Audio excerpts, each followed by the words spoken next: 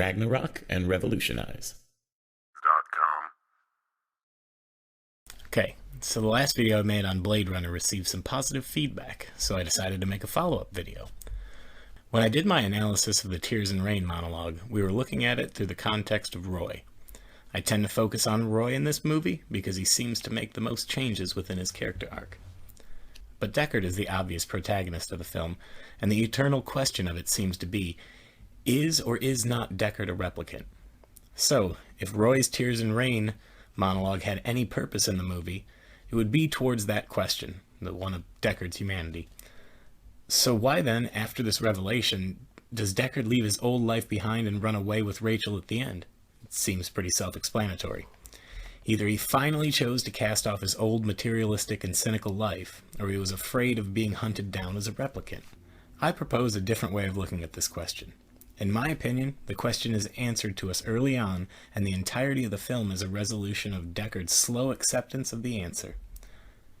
The answer is that he is a replicant, and he's obviously aware of it, since before he's even introduced to us as the main character.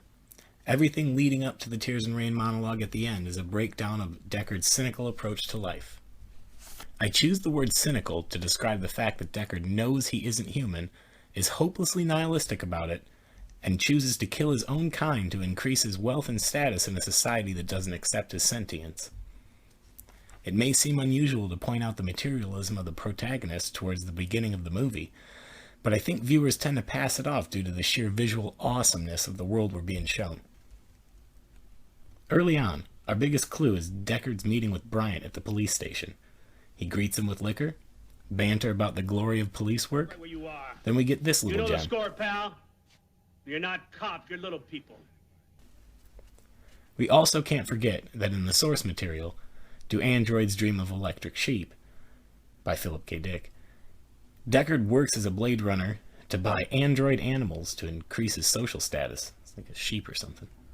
Along with a materialistic and nihilistic take on life, a person like this has to deal with high death anxiety, especially as a replicant with no obvious or logical prospect for an afterlife. So what do you do to alleviate this intense anxiety? Surround yourself with distractions. Exhibit A, Deckard's apartment. One of our earliest indications that Deckard is a replicant comes through his interactions with Gaff, his fellow police officer. There isn't much for interaction here, but I believe that's exactly the point. Gaff, who's most likely a replicant himself, is simply transporting a tool to Bryant. There's never an attempt for a connection between these two characters until after Roy's death, when Gaff gives his best, I mean, really, it's like his only major line, but he says, "You've done a man's job, sir." If we check the deleted scenes, we have a solid proof of this theory. He says a little bit more.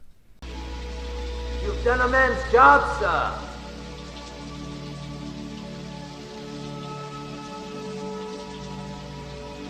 "But are you sure you are a man?"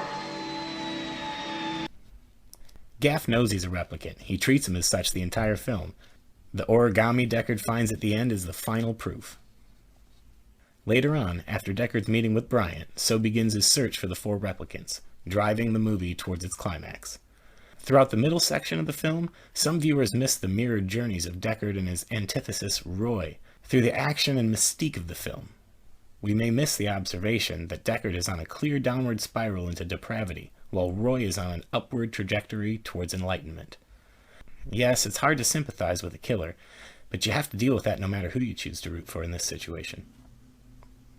If you watched the last video I did on Blade Runner, you'll be familiar with Roy's journey and his revelation of consciousness that culminates in the Tears of Rain monologue. If you rewatch the film, understanding that Deckard knows he's a replicant all along, you can see his journey throughout the film and how it's a slow descent until his rebirth when he escapes from the city with Rachel. When you realize that the only thing in your life that has meaning are the unique moments that we observe through our own singular conscious experience, you accept that this is the same condition for any conscious being. This is the reason Roy spares Deckard, and the reason Deckard leaves behind his old life. From Deckard's point of view, the Tears and Rain monologue was him facing death and living through it once again, but this time finally accepting the weight of how his actions affect others. Once we have this revelation, we must be free. Free of our controllers and free to live a life of our own making. All we have are our own moments, our own personal tears and rain. Deckard paid his tears to a society that controlled him.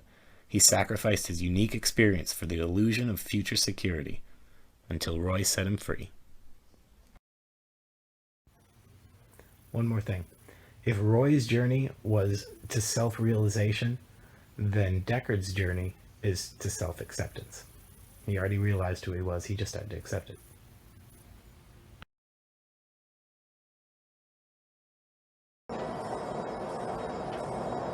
You know what I think?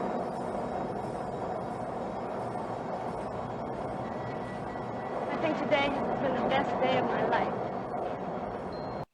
Thanks for watching, guys. I appreciate it. Hope you enjoyed.